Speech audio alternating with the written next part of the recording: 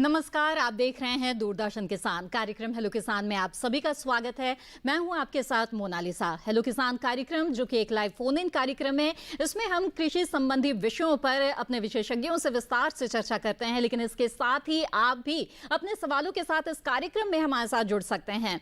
जी हाँ, तो आइए सबसे पहले हम आपको हेलो किसान कार्यक्रम में आज के विषय के बारे में बता दें, जिस पर विस्तार से हम यहाँ पर चर्चा करने जा रहे हैं।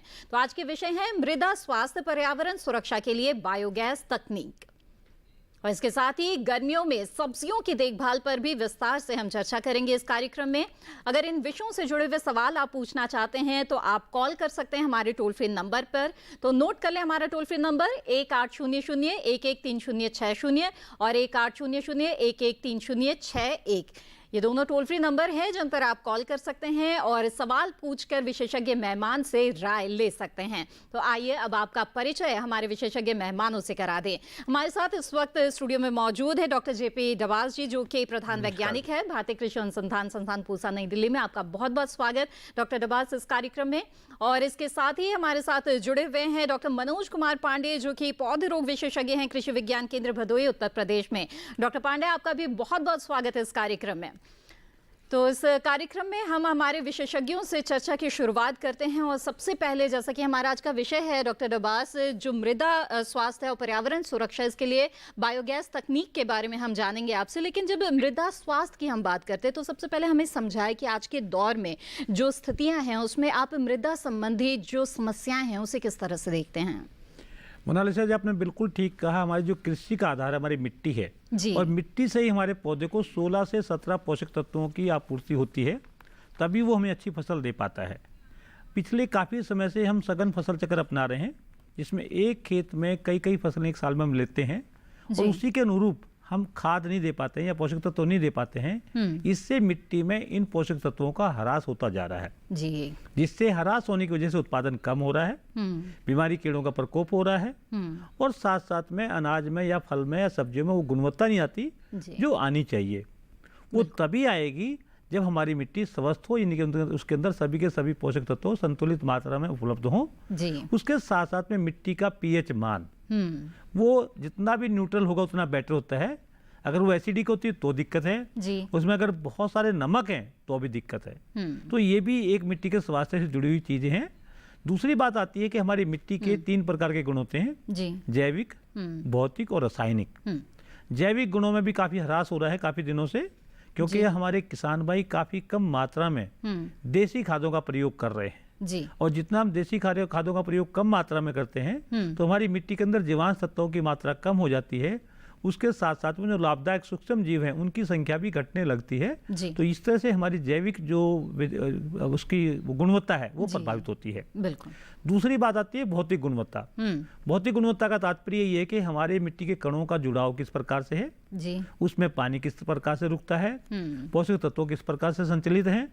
तो इन सब पर भी प्रभाव पड़ता है। अगर हम बार बार रासायनिक खेती करते जाएं और रसायनों का अधिक प्रयोग करें और देसी खादों का प्रयोग नहीं करें तो इस पे भी कुप्रभाव पड़ता है। इससे भी भौतिक गुणों का ह्रास होता है। बिल्कुल। तो किस तरह से जो मृदा स्वास्थ्य उसकी सुरक्षा हम कर सकते हैं, इसके बारे में आगे हम विस्तार से आपसे चर्चा करेंगे। इस बीच डॉक्टर पांडे का रुख कर लेते हैं और उनसे भी बातचीत की शुरुआत करते हैं। डॉक्टर पांडे, हमें बताएं, गर्मियों की सब्जियों की देखभाल की जहाँ तक बात है तो सबसे पहले हमें ये बताएं कि गर्मी के इस मौसम में कौन कौन सी सब्जियां हैं जो किसान उगाते हैं और किस तरह की समस्या आ सकती है इस दौरान, खेती के दौरान? जी, गर्मियों में मुख्य रूप से किसान बेल वाली सब्जियां लगाते हैं, जैसे लौकी, केला, तुरई और तरबूजा इत्यादि बेल वाली सब्जियां लगाते हैं। इसके साथ ही साथ जो है भिंडी और लोबिया और भी सब्जियां लगाते हैं जी। तो जिस तरह से हम देखते हैं कि गर्मी में हम सभी लोगों को जो है दिक्कत होती है, इस तरह से हमारी फसलें भी सब भी प्रभावित होती हैं। और हमें सब्जियों के खेतों की जो है नियमित देखभाल करते रहना चाहिए। समय समय पे जो है सिंचाई और निराई गुड़ाई करते रहना चाहिए। बिल्कुल, तो क्योंकि तापमान जो में भी भी लगातार बढ़ोतरी दर्ज की जा रही है, ऐसे में सिंचाई की व्यवस्था भी दुरुस्त होनी बहुत ज़रूरी है। डॉक्टर पांडे, आगे भी मैं आपका रुख करूंगी।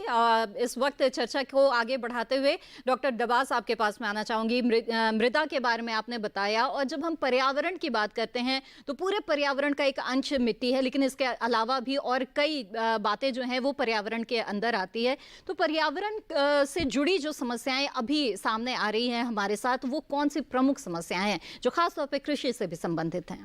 मोनालिसा जी, हमारी जो कृषि और पर्यावरण के बिल्कुल सीधे संपर्क में रहती है जी। और अगर तापमान में वृद्धि होती है या तापमान का जो उतार चढ़ाव है वो हमारी कृषि को भयंकर रूप से प्रभावित करता है जी। चाहे वो गर्मी हो चाहे सर्दियां हो। और जब तापमान का जो उतार चढ़ाव है इससे हमारी वर्षा भी प्रभावित होती है। आपने देखा होगा पिछले काफी दिनों से गर्मी बढ़ती जा रही है, यानी कि वो ग्लोबल वार्मिंग जिसको हम बार बार कह रहे हैं वो बढ़ रही है। उसकी वजह से बहुत बड़ी सारी प्राकृतिक आपदाएं भी आती हैं। कई बार बहुत तेज बारिश होगी, कई बार लंबा सूखा पड़ गया, कई बार बाढ़ आ गई। तो ये ऐसी किस्म की आपदाएं हैं जो सभी कृषि को प्रभावित करती हैं। तो हमें ये देखना है कि ग्लोबल वार्मिंग को हम कैसे स्लो कर सकते हैं, कम किया जा सकता है। और ग्लोबल वार्मिंग के लिए जो सबसे बड़ी रेस्पॉन्सिबल गैसेज हैं उनमें कार्बन डाइऑक्साइड, नाइट्रस ऑक्साइड, कुछ ऐसी गैसें हैं जो सीधे कृषि को भी प्रभावित करती है और साथ साथ में ये ग्लोबल वार्मिंग को भी प्रभावित करती हैं जी। और मीथेन। और ये गैसें काफ़ी मात्रा में मिट्टी से भी निकलती हैं और इसका कृषि से संबंध भी है।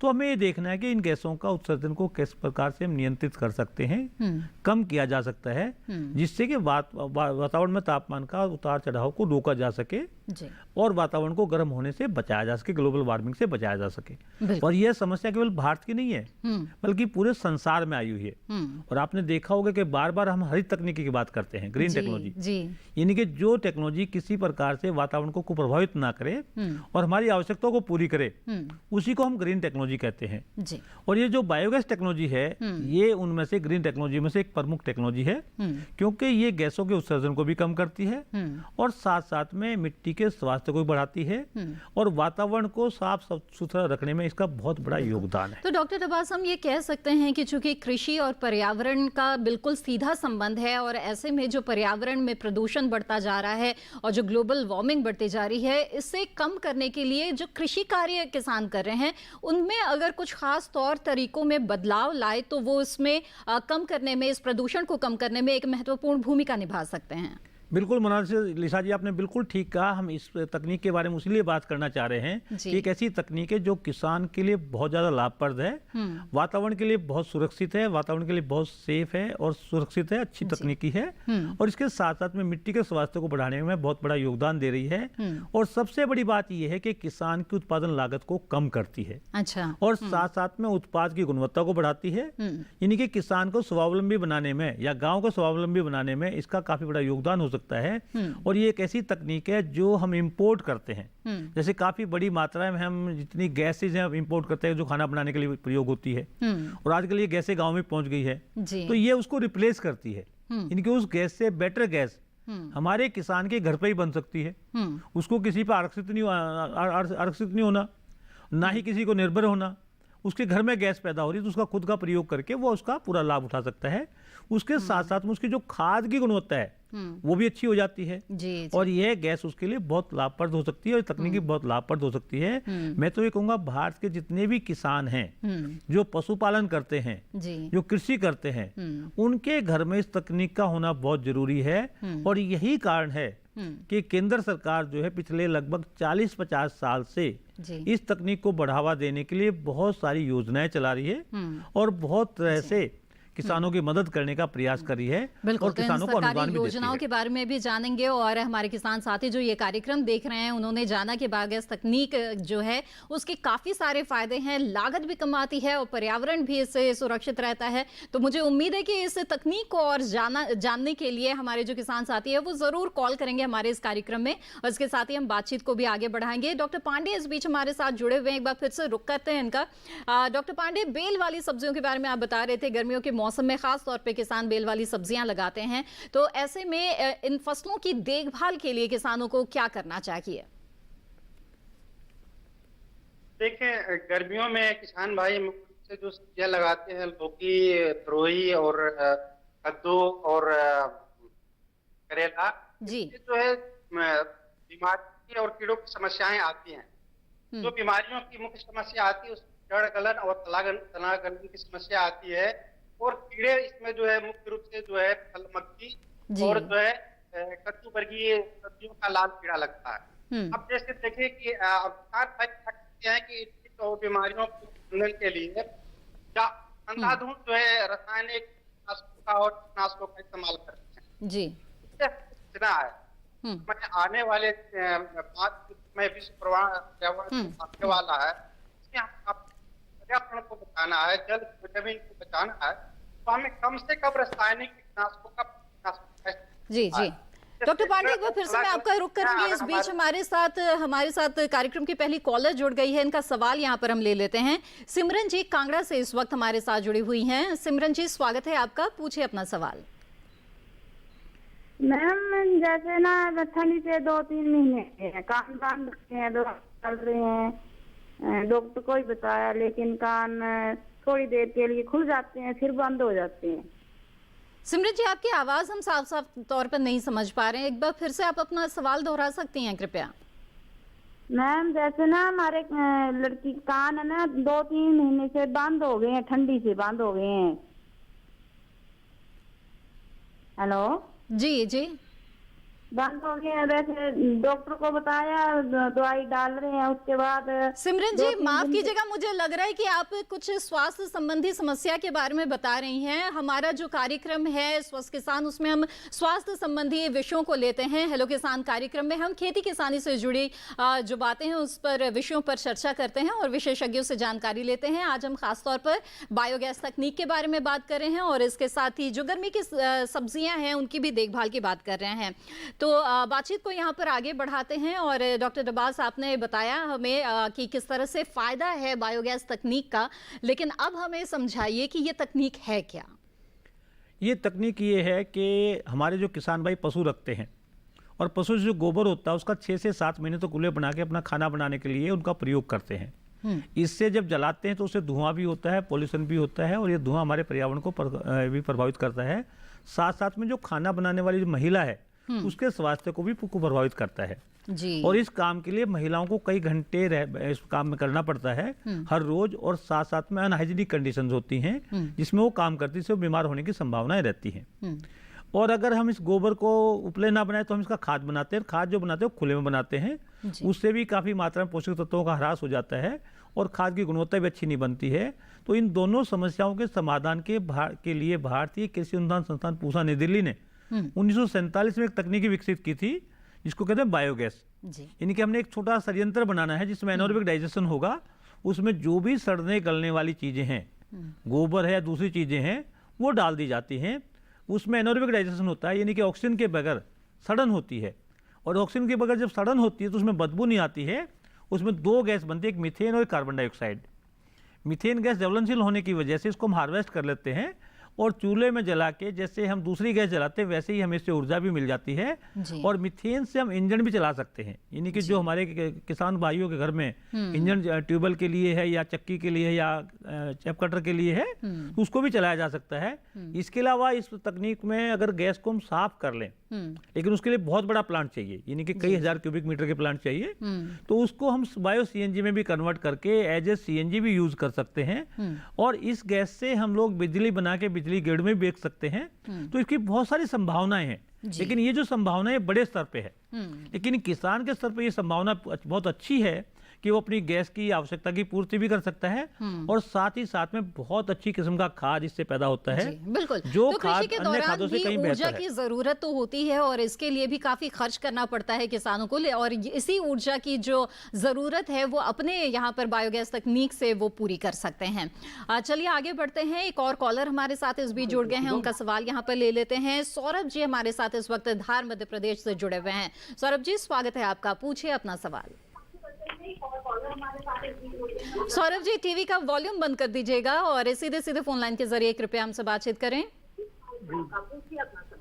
नमस्कार मैडम। जी नमस्कार। हेलो जी सौरभ जी, सीधे सीधे फोन लाइन के जरिए बात मैं ये करें। पूछना चाह रहा था मैडम कि ये जो बायोगैस तकनीक है जी जी, ये छोटे स्तर पर अभी कामयाब हुई, बड़े स्तर पर इसका कैसे क्या डेवलपमेंट करेंगे? जी ठीक है। सौरभ जी, मैं आपको बताना चाहूँगा कि बायोगैस जो तकनीक है ये छोटे स्तर पे इसकी शुरुआत हुई थी और छोटे स्तर पे ही काफ़ी बेटर रहती है, क्योंकि हमारे जो किसान भाई हैं उनके पास पशुओं की संख्या 2 से लेकर लगभग 10-15 होती है आम किसान के पास में। तो 2 पशुओं पे भी हम बायोगैस प्लांट बना सकते हैं और 15 और 20 पशुओं का भी बनाया जा सकता है। और जब हम बात करते हैं इसकी कि इसके उद्योग के तौर पर अगर इसको अपनाना चाहें या बायो सीएनजी के तौर पर इसको अपनाना चाहें, तो हमारे पास गोबर की जो मात्रा है वो कम से कम 1500 से 2000 क्विंटल पर डे अगर है, तो हम इसको बायो सीएनजी, बड़ा एक बायो सीएनजी प्लांट लगा के और सीएनजी में कन्वर्ट करके हम इसको तैयार कर सकते हैं। उसमें पैसा भी लगेगा, लेकिन एक अच्छा काम शुरू हो सकता है और ये गांव में भी पॉसिबिलिटीज़ की काफ़ी अच्छी हैं। लेकिन जो किसानों के स्तर पे जो संभावनाएं हैं वो छोटे बायोगैस प्लांट की हैं, जिसको हम 2 क्यूबिक मीटर या 1 क्यूबिक मीटर से लेके हमारे किसान भाई 25 क्यूबिक मीटर तक का प्लांट अपने घर पे लगा के अपनी जो एनर्जी है इसकी आवश्यकता की पूर्ति कर सकते हैं। लेकिन बायोगैस प्लांट से जो मिलने वाले उत्पाद हैं, 2 उत्पाद हैं, एक गैस है, दूसरा है खाद। खाद इसका मुख्य उत्पाद है, गैस इसका सेकेंडरी प्रोडक्ट है या गौण उत्पाद है। तो खाद के लिए इसको ज़्यादा हम मानते हैं, क्योंकि खाद इसकी जो है बहुत अच्छी गुणवत्ता की होती है। और अगर हम कृषि को आगे बढ़ावा देना चाहते हैं और मिट्टी के स्वास्थ्य को बचाना चाहते हैं, तो इसकी खाद का प्रयोग बहुत ही जरूरी हो जाता है। बिल्कुल। तो तभी हम अपनी मिट्टी के स्वास्थ्य को बना सकते हैं। सवाल का जवाब मिल गया होगा कि किस तरह से जो किसान है वो भी छोटे स्तर पर बायोगैस तकनीक का इस्तेमाल कर सकते हैं और काफी फायदेमंद उनके लिए ये रहता है। इससे जुड़ी और भी ज्यादा जानकारी के लिए आगे हम चर्चा को जारी रखेंगे, लेकिन फिलहाल वक्त हो गया है एक छोटे से ब्रेक का। हम जल्द हाजिर होंगे। आप बने रहें दूरदर्शन किसान पर।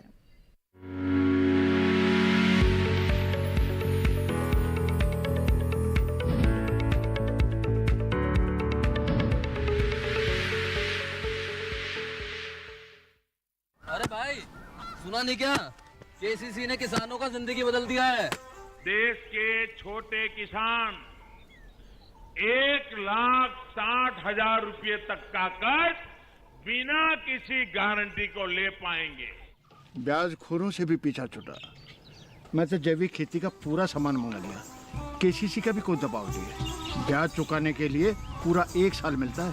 समय पर भुगतान करने पर केवल 4% के सालाना ब्याज पे लोन मिल गया मुझे। अपना आधार कार्ड, लेटेस्ट फोटो और जमीन के कागजात लेके अप्लाई करो बस। और नामांकन भरने के लिए जेब भी ढीली नहीं करनी पड़ी।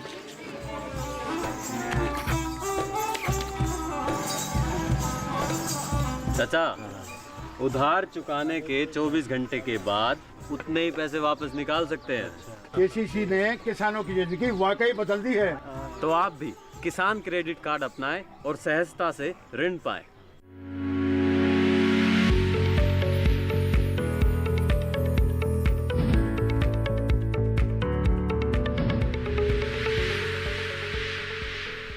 ब्रेक के बाद आप सभी का फिर से स्वागत है। आप देख रहे हैं कार्यक्रम हेलो किसान। हेलो किसान में आज हम चर्चा कर रहे हैं बायोगैस तकनीक के बारे में। इसके साथ ही गर्मी की जो सब्जियों की फसलें हैं उनकी देखभाल कैसे करें, इसके बारे में भी विशेषज्ञ से हमारी चर्चा जारी है। अगर आप इन विषयों से जुड़े हुए सवाल पूछना चाहते हैं तो आप हमारे टोल फ्री नंबर पर कॉल कर सकते हैं।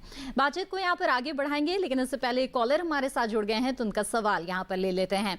इस वक्त हमारे साथ जय सिंह जी मैसूर से जुड़े हुए हैं। आइए उनसे बात करते हैं। जय सिंह जी, स्वागत है आपका, पूछे अपना सवाल। हेलो जय सिंह जी, क्या मेरी आवाज मिल रही है आपको? नमस्ते सिमरन जी। जी नमस्कार। आपसे गुजारिश होगी कि टीवी का वॉल्यूम बंद कर दीजिए, बातचीत में रुकावट आती है इससे। सुनाई दे रहा हूँ, आपका कार्यक्रम भी देख रहा हूँ टीवी पर में बस। जी जी जी, पूछिए अपना सवाल। ठीक है, वॉल्यूम बंद, वॉल्यूम जी, अपना सवाल पूछिए जय सिंह जी।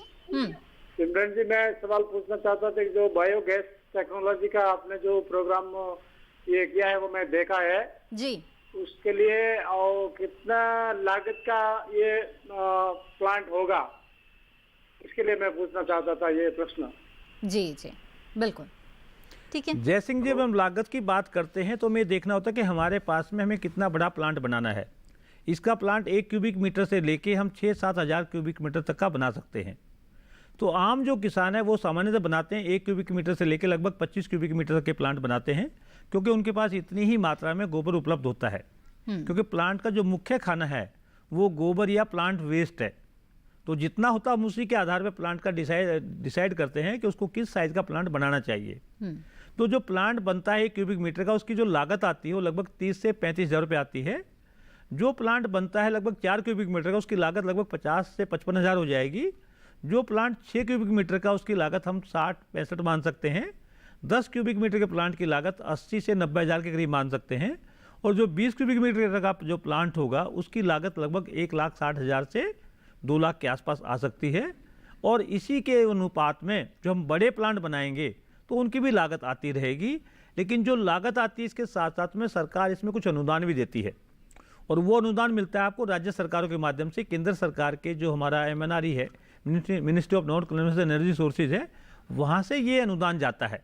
लेकिन जाएगा राज्य सरकार के माध्यम से, तो आप अपने स्थानीय कृषि अधिकारियों से या जो खंड विकास अधिकारी है उनसे आप संपर्क कर सकते हैं कि इसका अनुदान कैसे ले सकते हैं। तो वहाँ से सरकार इसके लिए अनुदान भी देती है। तो ये आप देख सकते हैं कि आपको कितने घन मीटर का प्लांट बनाना है, उसी के आधार पर तय होगा कि उसकी लागत लगभग कितनी आएगी। और जो लागत मैंने बताई है वो इस आधार पर बताई है कि आपके यहाँ जो निर्माण सामग्री है उसके क्या रेट है, ईंट के क्या भाव चल रहे हैं, सीमेंट रोड़ी बदरपुर का क्या भाव चल रहा है। तो ये सब चीज़ों को प्रभावित करते हैं। तो इन बातों को ध्यान में रखते हुए ये अनुमानित लागत है, तो इसके आसपास ही रहेगी। जी जय सिंह जी, उम्मीद है कि आपके सवाल का जवाब मिल गया होगा कि किस तरह से आप जो संयंत्र है वो शुरू कर सकते हैं, और लागत का भी एक अनुमान जो है वो बता दिया है यहाँ पे डॉक्टर अब्बास ने। बातचीत को हम आगे बढ़ाएंगे और इस बीच एक बार फिर से रुक करते हैं डॉक्टर पांडे का, जिनसे हम गर्मी की सब्जियों की फसलों की देखभाल के बारे में बात कर रहे हैं।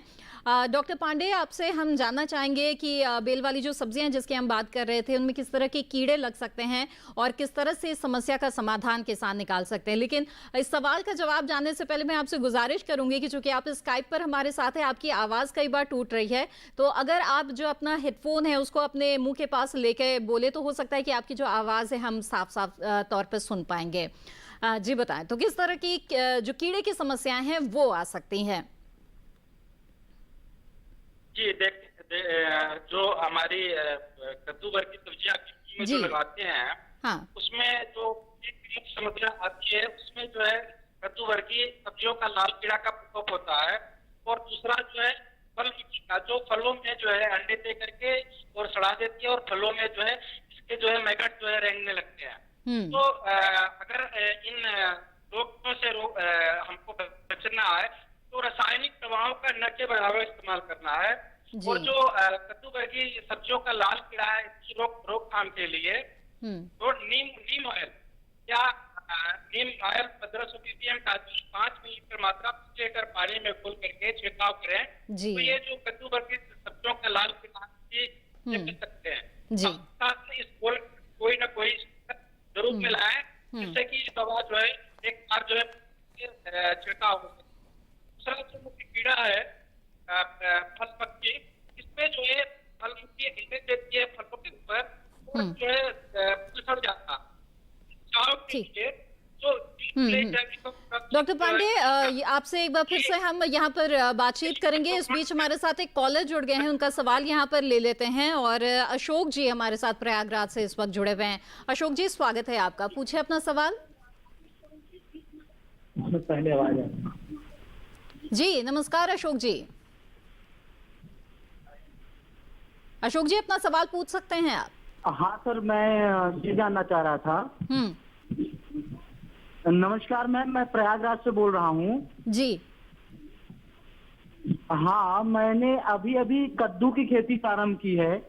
ठीक है। गर्मी की कद्दू की खेती। ठीक है।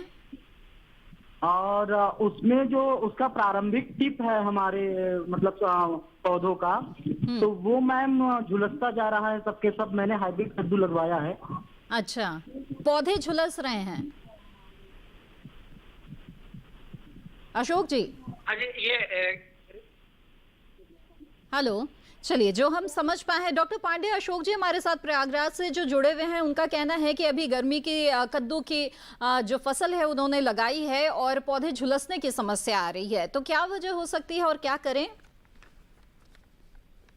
ये जी जो हमें समझ में आ रहा है, इनमें जो है डाउनी मिल्ड्यू की समस्या हो सकती है। अच्छा। लेकिन ये एक चीज और ध्यान रखें कि तो इसमें जो है पानी लगातार बनाए रखे, पानी की कमी ना होने दें, क्योंकि गर्मी बहुत ज्यादा पड़ रही है, तो पानी की कमी सभी पौधे झुला सकते हैं। जी यदि डाउनी मिल्ड्यू की समस्या होगी तो इसके लिए जो है कोई भी कीटनाशक जो है करके छिड़काव कर सकते हैं, जैसे रेडोमिल जो है 2 ग्राम मात्रा प्रति लीटर पानी में घोल करके छिड़काव करें, तो ये जो है डाउनी मिल्ड्यू की समस्या से निजात पा सकते हैं। जी जी बिल्कुल अशोक जी, तो आपने जाना जवाब। डाउनी मिल्ड्यू की समस्या आ सकती है, उसके लिए रेडोमिल का आप इस्तेमाल कर सकते हैं। और डॉक्टर पांडे, अगर बात कर रहे हैं हम जो गर्मी की फसलें हैं उनकी, तो दलहनी फसलों में लोबिया काफ़ी किसान लगाते हैं। तो ऐसे में हम जानना चाहेंगे आपसे कि जो लोबिया की फसल है उसकी कैसे देखभाल करें, और इस फसल में किस तरह के कीड़े लग सकते हैं, इनका प्रकोप हो सकता है, क्या करे किसान? देखिए, गर्मी में जो है दलहनी सब्जी की फसलों में लोबिया एक प्रमुख फसल है, और जो कि न केवल जो है हमें सब्जी उपलब्ध कराती है, हमारी मृदा की जो है उर्वरता को भी बढ़ाती है। जी, हमारे वातावरण में जो है फ्री में मौजूद हाइड्रोजन को इसमें जो है मौजूद जीवाणु फिक्स करते हैं। साथ ही साथ अगर हम देखें तो ये लोबिया की फसल भी कीट और बीमारियों से जो है ग्रसित होती है। जो भी मुख्य इस पे जो है कीट लगता है, फली का छेदक कीड़ा, जो कि प्रमुख समस्या है। साथ ही इसमें जो है जो एक बीमारी लगती है येलो मोजैक की, जो कि कीड़ों द्वारा ही फैलाई जाती है। तो सफेद बक्खी है और देसी ढाई, इनके द्वारा जो है ये बीमारियां फैलाई जाती हैं, जो रस चूसने वाले कीड़े हैं। तो इनकी रोकथाम के लिए जो है हम नीम ऑयल का जो है प्रयोग कर सकते हैं। नीम ऑयल जो है 5 मिलीलीटर प्रति लीटर जो है पानी पे घोल करके, साथ ही साथ कोई जो है स्टिकर को पिला करके वो छिड़काव करे, तो ये रस चूसने वाले कीड़ों से निजात पा सकते हैं। फली छेदक कीट के लिए हम जो है जैविक कीटनाशक जो है हमारे बाजार में उपलब्ध है, प्रोक्लेप के नाम से। इसकी जो है 1 ग्राम मात्रा प्रति 3 लीटर पानी में घोल करके छिड़के, फली छेदक कीट से जो है बिल्कुल। डॉक्टर पांडे, आप हमारे साथ बने रहे हैं, आगे भी हम आपसे जानकारी लेंगे। इस बीच हमारे साथ एक और कॉलर जुड़ गए हैं, आइए उनसे बात करते हैं। जी कृपया अपना नाम बताएं और कहां से कॉल कर रहे हैं आप? हेलो जी मैम। जी मैम फतेहपुर से कॉल कर रहे हैं, उत्तर प्रदेश में, फतेहपुर से। जी प्रणव सत्यम मैम। जी प्रणव जी, पूछिए अपना सवाल। प्रणव जी। जी मैम, सवाल मेरा ये है कि मैम क्या ये बायोगैस सीएनजी को गैस सिलेंडर के रूप में उपयोग किया जा सकता है बड़े पैमाने पर प्रोसेसिंग करके, प्लांटिंग करके? जी ठीक है, अच्छा सवाल पूछा आपने। प्रणव जी, जैसा कि मैंने आपको बताया था, जब बायो सीएनजी की बात सोचते हैं तो हमारे पास गोबर की मात्रा पर डे कम से कम 1500 से 2000 क्विंटल होनी चाहिए, और हमारे पास लगभग 6-7-8 करोड़ रुपए का इंजाम होना चाहिए, तभी हम बायो सीएनजी बना के उसको बेच पाएंगे। और बायो सीएनजी हमेशा सिलेंडर में भर के ही बिकेगी, या आपका जो पेट्रोल पंप है वहाँ पे भी आप एक पंप लगा सकते हैं, जिससे गाड़ियों में इसकी बिक्री कर सकते हैं। और इसके लिए जो इंडियन ऑयल कॉर्पोरेशन है, उन्होंने कुछ एप्लीकेशन मांगी भी थी, और वो कुछ लोगों की मदद भी कर रहे हैं। तो ये पॉसिबल है, संभव है। लेकिन जो किसान है, किसान हमारे जनरली छोटे बायोगैस प्लांट बनाते हैं, जिससे उनकी आवश्यकता की पूरी हो सके, तो उसके लिए आप छोटा बायोगैस प्लांट भी बना सकते हैं अगर आपके पास गोबर की मात्रा कम है। लेकिन प्लांट का जो साइज है गोबर प्लांट का, गैस प्लांट का, वो इस बात पे निर्भर करेगा कि आपके पास में कुल कितना वेस्ट अवेलेबल है पर डे। अगर वो ज्यादा अवेलेबल है, आपका बड़ा प्लांट बनाने का कोई फायदा नहीं है। प्लांट उतना ही बड़ा बनना चाहिए जितना कि आपके पास वेस्ट अवेलेबल है। अगर ज्यादा प्लांट बनाएंगे बड़ा, तो आपकी लागत ज्यादा आएगी, आपको गैस ज्यादा नहीं मिलेगी, आपको खाद ज्यादा नहीं मिलेगा, क्योंकि गैस और खाद तो जो आप इनपुट देंगे उससे ही मिलेगा। और अगर गैस का प्लांट छोटा बना लें और आपके पास इनपुट ज्यादा है, तो जो खाद है वो सही से तैयार नहीं होगा, कच्चा निकलेगा, पूरी गैस नहीं निकलेगी, और खाद में बदबू आएगी, मच्छर मक्खी बैठेंगे। जबकि जो अच्छा खाद होता है उसमें कभी मच्छर मक्खी नहीं बैठते हैं, और उसमें कभी भी बदबू नहीं आती है। अगर बदबू आ रही है तो आपका खाद पूरी तरह से तैयार नहीं हुआ है, यानी कि प्लांट आपका छोटा है और उसका फीडिंग आप ज्यादा कर रहे हैं। तो ये डॉक्टर डबास, यहाँ पर आपसे मैं ये जानना चाहूंगी कि वेस्ट के तौर पे क्या सिर्फ गोबर का ही इस्तेमाल कर सकते हैं, या और भी कोई वेस्ट इसमें डाला जा सकता है? मोनालिसा जी, मैं बताना चाहूंगा, जितना भी प्लांट वेस्ट है, चाहे गोबर हो सकता है, पक्षियों की बीट हो सकती हैं, ठीक है। कोई और एनिमल रखा उसका वेस्ट हो सकता है जी। ह्यूमन वेस्ट को भी इसमें इंक्लूड किया जा सकता है। जो सब्जियों के छिलके हैं वो भी इसमें इंक्लूड हो सकते हैं जी। जो हमारी प्रोसेसिंग इंडस्ट्री है, खासकर फूड प्रोसेसिंग इंडस्ट्री है, उसका वेस्ट है वो भी इंक्लूड हो सकता है। अच्छा। इसमें जितनी भी सड़ने गलने वाली चीजें हैं वो सभी इंक्लूड हो सकती हैं। इसमें जो बचना है वो हमने बचना प्लास्टिक से, मिट्टी से, कंकर से, पत्थर से, जो चीज सड़ गल ना सके, क्योंकि वो जो चीजें जाके प्लांट के अंदर बैठ जाएंगी और हमारे प्लांट की इफिशियंसी को प्रभावित करेंगी। जी। तो वो चीजें नहीं होनी चाहिए। बाकी सब चीजें जो सड़ने गलने वाली चीजें हैं वो इसका एक खाद्य पदार्थ हो सकता है। इवन जो सब्जी मंडी का वेस्ट है वो भी इसमें प्रयोग किया जा सकता है। जो प्लांट वेस्ट है जी। वो इसमें प्रयोग किया जा सकता है। बिल्कुल। और डॉक्टर अब्बास, जैसे कि आप बता रहे थे कि सीएनजी के लिए अगर प्लांट बैठाना हो तो वो बड़ा चाहिए और उसके लिए जो रॉ मटेरियल है वो भी उसकी भी ज्यादा आवश्यकता होगी। तो क्या अकेले करने के बजाय सामुदायिक रूप से मिलके किया जा सकता है? व्यावसायिक दृष्टि से ये क्या लाभदायक होगा? हमारे देश में बहुत सारी जगह गौशालाएं हैं जी। और गौशालाओं में कई कई हजार यानी कि 10-10, 20-20 हजारों लाख गायें तक भी हैं। तो ऐसी संस्था जिनके पास में गोबर की मात्रा 1000-1500 क्विंटल पर डे की उपलब्ध है अपने पास जी। कुछ वो बाहर से ले सकते हैं, तो वो लोग इस किस्म के प्लांट बना सकते हैं। आम आदमी जिसके पास गोबर की मात्रा उपलब्ध नहीं है वो इस किस्म का प्लांट नहीं बना सकता जी। तो प्लांट बनाने के लिए जब आप सीएनजी की सोचते हैं, बायो सीएनजी की सोचते हैं, तो आपको दो चीजों को सोचना है कि आपके पास कम से कम 1000 से 1500 क्विंटल बायोगैस वेस्ट, जो कोई भी वेस्ट है वो हर रोज उपलब्ध होना चाहिए। और उसके बाद 6 से 8 करोड़ रुपए की आपके पास उपलब्धता होनी चाहिए, क्योंकि इसमें दो चीजें बनेंगी, एक प्लांट बनेगा, एक प्यूरिफिकेशन प्लांट बनेगा और एक बॉटलिंग प्लांट बनेगा। तो 3 चीजों में अलग अलग जो खर्चा होगा उसमें लगेगा। और ये जो प्लांट बनेगा, ये जो आप सब प्रोसेस होगा, ये कहीं रोड के किनारे होगा। अच्छा। जहाँ पे जमीन की कीमत महंगी होती है। तो आपको इन सब चीजों को ध्यान रखना है। अगर आपको कोई इंडस्ट्री लगानी है या इस किस्म का बिजनेस करना है तो आप उसको बिजनेस एंगल से टैकल कर सकते हैं। लेकिन जितने भी हमारे किसान भाई हैं वो अपने घरेलू स्तर पे तो कम से कम बायोगैस प्लांट बना ही सकते हैं। उसमें उनको इतनी लागत नहीं आएगी, कम लागत में भी वो अच्छा लाभ ले सकते हैं और उनकी अपनी जो जरूरत है उसकी पूर्ति हो सकती है। तो उनको किसी पे डिपेंड करने की आवश्यकता नहीं डॉक्टर अब्बास, एक और कॉलर इस बीच हमारे साथ जुड़ गए हैं। आइए इनका सवाल यहाँ पर ले लेते हैं। हंसल जी मध्य प्रदेश से इस वक्त हमारे साथ जुड़े हुए हैं। स्वागत है आपका हंसल जी, पूछिए अपना सवाल। हंसल जी, अगर मेरी आवाज आपको मिल रही है तो कृपया जो टीवी है उसका वॉल्यूम बंद कर दीजिए, बातचीत में रुकावट आती है इससे। जी जी, सीधे फोन लाइन के जरिए बातचीत करें हमसे। हंसल जी। हाँ मैडम। जी जी, अपना सवाल पूछिए आप। हाँ, मैं यूँ पूछ रहा हूँ, ये बायोगैस प्लांट अपने को भी लगाना है तो फिर ये कहाँ से अपने को पूछना पड़ेगा? बिल्कुल अच्छा सवाल जी। मैंने आपको अभी बताया था कि जितने ये जो हमारे बायोगैस प्लांट हैं ये राज्य सरकार में जो जिला कृषि अधिकारी हैं या जो आपका खंड विकास अधिकारी हैं या जिले में एक विकास अधिकारी होता है, आप उनमें से किसी से भी संपर्क कर सकते हैं। क्योंकि हर जिले का मतलब हर स्टेट में एक नोडल एजेंसी अपॉइंट की हुई है MNRE ने, जिसके माध्यम से वो सब्सिडी देते हैं। सब्सिडी तो वहाँ से मिलेगी, लेकिन इसके लिए आपको एक तकनीकी एक्सपर्ट चाहिए जो बनाने वाला है, क्योंकि आम आदमी इसको नहीं बना सकता है। आप प्लांट उसी से बनवाएं जिसने पहले बहुत सारे प्लांट बनाए हों और उसके प्लांट सभी बने हुए सफल हों, तभी आप उससे संपर्क करें। तो उसके लिए आपको एक ट्रेंड मेसन की आवश्यकता पड़ेगी, जिसके लिए भारत सरकार ने कई सारी योजनाओं के माध्यम से बहुत से मेसन्स को ट्रेंड किया हुआ है। तो आप ट्रेंड मेसन ले सकते हैं, उसमें आपका जिले के कृषि अधिकारी भी आपकी मदद कर सकते हैं, आपका कृषि विज्ञान केंद्र भी मदद कर सकता है। और अगर कोई दिक्कत आए तो हम भारतीय कृषि अनुसंधान संस्थान पूसा नई दिल्ली से भी आपको तकनीकी सलाह, तकनीकी गाइडेंस दे सकते हैं। उसके आपकी कोई पेमेंट की आपको कोई आवश्यकता नहीं है। डॉक्टर अब्बास, क्या किसी प्रकार के प्रशिक्षण की भी आवश्यकता होती है बायोगैस प्लांट चलाने के लिए? बायोगैस प्लांट चलाने के लिए जो हमारा एक मेसन जाता बनाने के लिए, क्योंकि ये तो घरों बनता है, तो वो मेसन जो है जब 8-10 दिन वहाँ किसान के साथ रुकता है जी। तो 8-10 दिन में वो किसान को न केवल प्लांट बनाता है बल्कि प्लांट को कैसे चलाना है, क्या क्या समस्याएं आ सकती हैं, किस तरह से उसको मैनेज करना है, ये सभी जानकारी उसको देता है। इसके अलावा भारत सरकार ने कुछ ऐसे केंद्र बना रखे हैं जहाँ पे बायोगैस प्लांट से बनाने की तकनीकी की भी जानकारी दी जाती है जी। किसानों को सलाह भी दी जाती है और दूसरे कार्य भी किए जाते हैं। तो इसमें उदयपुर में भी है, हिसार में भी है, लुधियाना में भी है और इसके साथ साथ में KVIC के बहुत सारे केंद्र हैं, वो भी इसमें सहयोग कर रहे हैं। तो वहाँ से भी आप संपर्क कर सकते हैं और इसकी अधिक जानकारी के लिए आप MNRE का वेबसाइट भी दे सकते हैं और अपनी राज्य सरकार के वेबसाइट से भी इसकी जानकारी ले सकते हैं। बिल्कुल।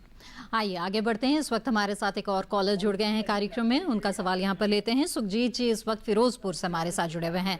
स्वागत है आपका सुखजीत जी, पूछे अपना सवाल। हेलो जी सुखजीत जी, आपसे मेरी गुजारिश होगी कि टीवी का वॉल्यूम बंद कर दीजिए, आवाज बंद कर दीजिए बिल्कुल, और फोन लाइन के जरिए बातचीत करें। हेलो जी जी, पूछिए अपना सवाल। मैम नमस्ते। नमस्कार जी सुखजीत जी, हाँ अपना सवाल पूछ सकती हैं आप।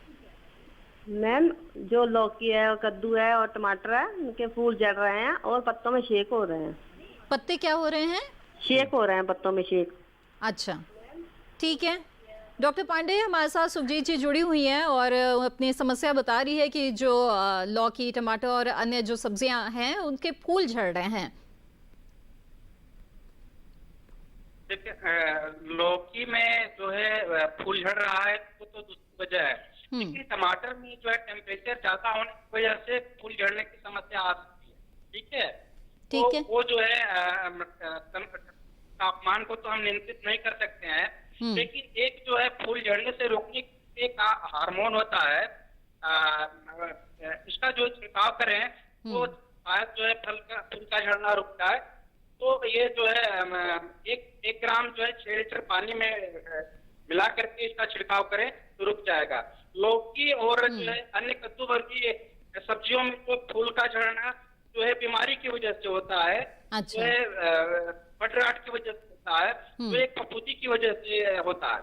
जी, इसकी रोकथाम के लिए जो कार्बेंडाजिम नामक फफूंदीनाशक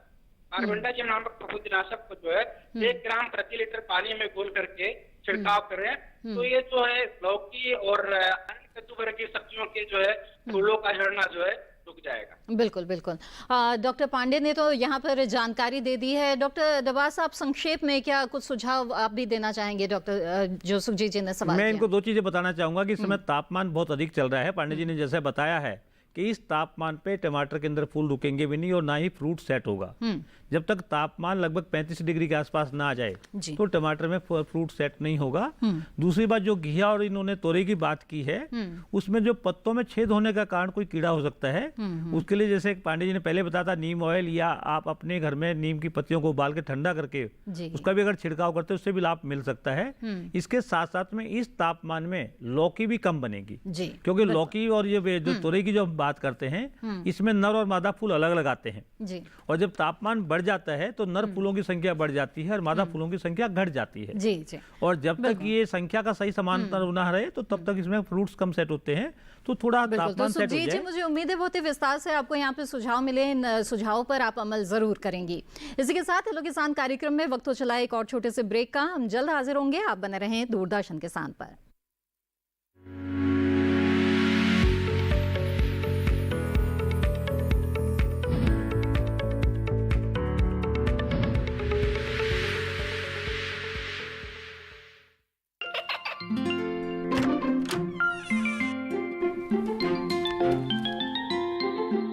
ये क्या हो रहा है? काशवी, इतने कम मार्क्स? काशू बेटा पढ़ा करो, पढ़ोगी नहीं तो आगे कैसे बढ़ोगी? मम्मा मैं भी तो आपसे यही कहना चाहती हूँ, पढ़ा करो। आप पढ़ोगे नहीं तो आगे कैसे बढ़ोगे? मतलब? वो देखो, सिर्फ बैक पर छपा ऑर्गेनिक नहीं, ऑर्गेनिक का निशान पहचानिए।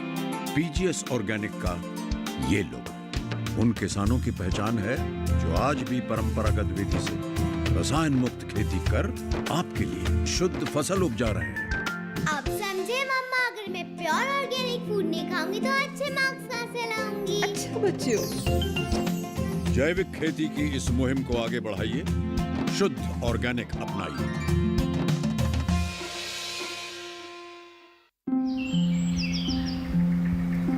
अरे अरे अरे क्या कर रहा है? इधर इधर इधर, हम बोल रहे हैं तेरे बीजू का। पुतला बोल रहा है? हाँ, पक्षियों से तो हम खेत को बचा लेते हैं, पर इन घातक रसायनों से कैसे बचाएं? मतलब? देख बेटा, तू जो ये अंधाधुंध रसायन मिलाता है ना, मिट्टी की सेहत बिगड़ने लगी है, और जब माटी ही कमजोर पड़ जाएगी तो उपज कैसे सेहतमंद होगी? हाँ? अरे पहले ऐसा नहीं था, पूछना। अपने बड़े बुजुर्गों से कैसे फसल लहलहाती थी, शुद्धता झलकती थी। हाँ, माटी भी तंदुरुस्त और लोग भी। अरे पहली वाली बात कहाँ, पर अब तो सब यही डाले हैं। सब नहीं, आज भी लाखों जागरूक किसान परंपरागत विधि से फसल उगा रहे हैं। खर्चा कम और उपज की कीमत भी बेहतर पा रहे हैं। ठीक है भाई, मैं भी आज से जैविक खेती शुरू करूंगा। माटी से प्रेम की परंपरा है, परंपरागत खेती।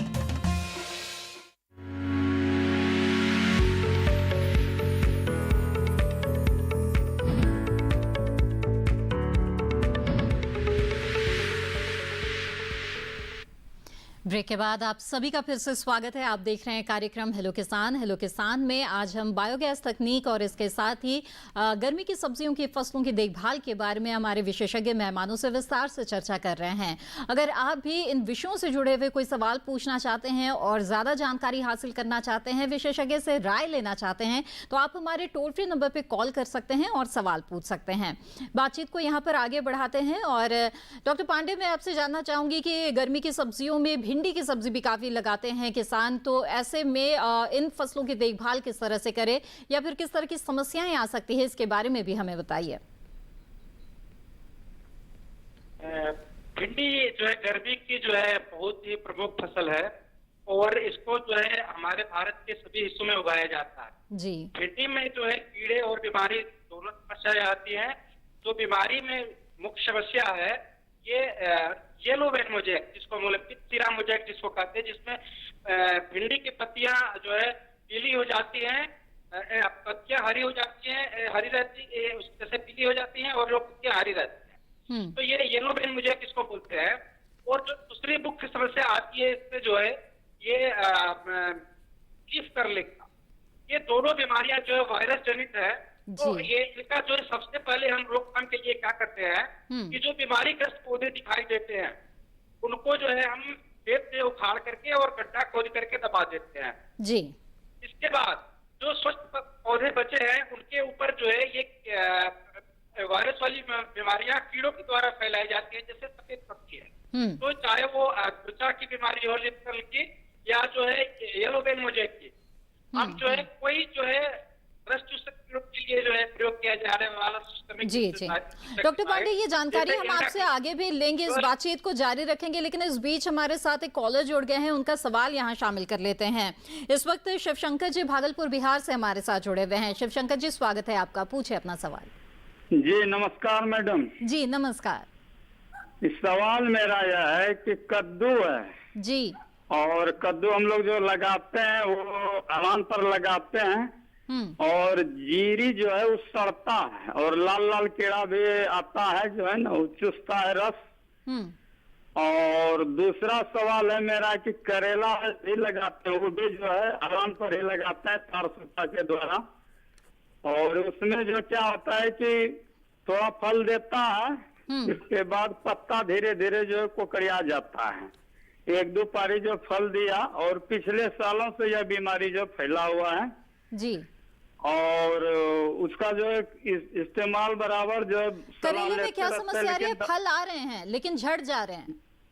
हाँ, वो कद्दू में जो है वैसा होता है, जीरी जो है सड़ जा रहा है। अच्छा ठीक है जी जी। ऐसे में भागलपुर जिले से कहलगांव प्रखंड के अंतर्गत बुधेर गांव है, उसी गांव से मैं बोल रहा हूँ, और यहाँ पर बृहत पैमाने पर इसकी खेती होती है। जी जी बिल्कुल। और मिर्चाई में जैसे मैडम होता है ना कि जो है कोकड़ी लग जाता है, उसी तरह करेला में पिछले साल से नया बीमारी आ गया है। अच्छा ठीक है, आइए जानकारी लेते हैं डॉक्टर पांडे जी, अगर आप समझ पाए इनका सवाल तो कृपया जवाब दीजिए। मुझे एक चीज उससे पूछना था कि जो इनमें करेले का फल बता रहे हैं जो जरा वो पीला भी होता है क्या? जरा एक उनसे जी शिवशंकर जी, फल पीला भी हो रहा है क्या? हाँ। शिवशंकर जी का जो कॉल है वो कट गया है डॉक्टर पांडे। कद्दू के बारे में भी उन्होंने सवाल पूछा है, उसको अगर आप उसका सुझाव दे दें कि जो जीरी है वो झड़ जाते हैं और इसके साथ ही लाल कीड़े की भी समस्या आ रही है, वो बता रहे हैं। तो कद्दू की फसल में जो ये समस्या आ रही है, ये क्या वजह हो सकती है और क्या करें? जी, जो हमको इनसे जो हमसे सुनाई पड़ा है उसके हिसाब से जो कद्दू में लाल कीड़ा लग रहा है, इसके लिए जो है मैंने बताया ये जो को छल्ली करता है और साथ ही साथ जो है ना फूलों को और फलों को भी डैमेज करता है। तो ये जो है मैंने बताया इनको कि नीम का तेल जैविक कीटनाशक है, ये 5 मिलीलीटर प्रति लीटर पानी में घोल करके और छिड़काव करें। उस फूल में जो है कोई स्टिकर जरूर मिला है। जो करेले की ये बता रहे हैं पत्तियां पीली हो रही हैं और जो है फल जो है इनका जो है सूख जा रहा है, तो हमको ये समझ में आ रहा है कि इनके जो है करेले में फल मक्खी का प्रकोप है। तो फल मक्खी जो है एक जो है कीड़ा है जो कि शुरुआत में ही फलों पे जो है डंक मार करके अंडे देता है और फल जो है पीला पड़ के सूख जाता है और ये जो है इससे हमारी पूरी फसल चौपट हो जाती है। तो इसकी रोकथाम के लिए एक जो क्यूलर ठीक है, आपका संपर्क टूट रहा है डॉक्टर पांडे। हम आगे ये जानकारी लेंगे आपसे और मुझे उम्मीद है कि जैसे नीम के तेल का इस्तेमाल करने का आपने सुझाव दिया है कद्दू की फसल के लिए, उस पर जरूर शिवशंकर जी अमल करेंगे। बहरहाल हेलो किसान कार्यक्रम में वक्त हो गया है एक और छोटे से ब्रेक का। हम जल्द हाजिर होंगे, आप बने रहें दूरदर्शन किसान पर।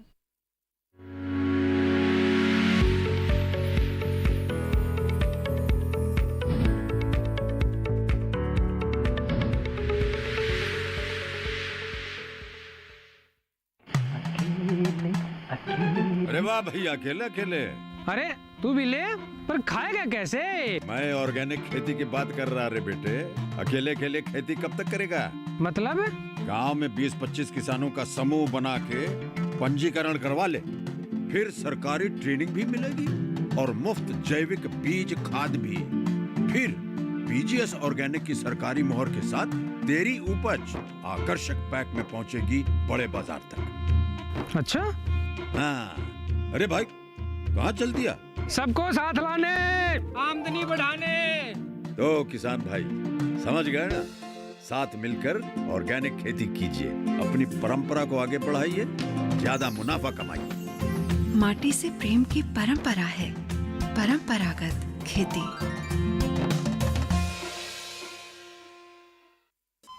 अरे सुन तो। मुझे क्या सुनाना चाहते हो? जो सुनाओ मेरी सौतन को। किसको? अरे वही तुम्हारा मोबाइल फोन जिससे सुबह शाम दिन रात चिपके रहते थे और कहते थे किसान कॉल सेंटर से बातें हो रही हैं। अच्छा ये बात है। हाँ क्यों, क्या हुआ? अब बात नहीं होती क्या? अब तो झट से बात हो जाती है। ऐसा क्या? हाँ, अब तो ज्यादा लाइनें और खास तकनीक के कारण खेती के माहिरों से तुरंत बात हो जाती है। और अगर कभी लाइन व्यस्त हो तो अपनी समस्या फोन पर रिकॉर्ड करा दो, वहाँ से फोन आ जाता है और समस्या की हल का मैसेज भी आ जाता है। ये देखो आ गया। अरे वाह, इसका मतलब इंतजार की घड़ी अब खत्म। हाँ। तभी मैं सोचूं कि आजकल मुझ पर इतना प्यार क्यों आ रहा है। कृषि संबंधी समस्याओं का अपनी भाषा में तुरंत हल पाने के लिए पूरे भारत में किसी भी फोन से हेल्पलाइन नंबर पर संपर्क करें। किसानों का दोस्त किसान कॉल सेंटर।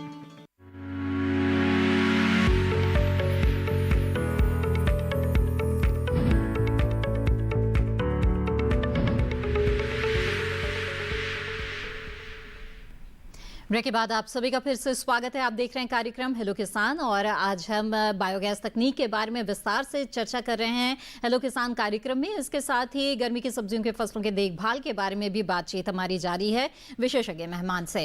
इस बीच हमारे साथ एक कॉलर जुड़ गए हैं, उनका सवाल लेते हैं। यहाँ पर राजन जी झारखंड से इस वक्त हमारे साथ जुड़े हुए हैं। स्वागत है आपका राजन जी, पूछिए अपना सवाल। मैडम मेरे घर में मैं लगाया हूँ ना, गमले में लगाया हूँ, ये भिंडी लगाया हूँ, बरबट्टी लगाया हूँ और एक आम का पौधा भी है मेरा करीब 50 लीटर में। ठीक है। हमारा जो फल, हेलो जी जी हाँ, उसमें फल जो लगे आम के मेरे उस पे पिछले पड़ चढ़ जाते।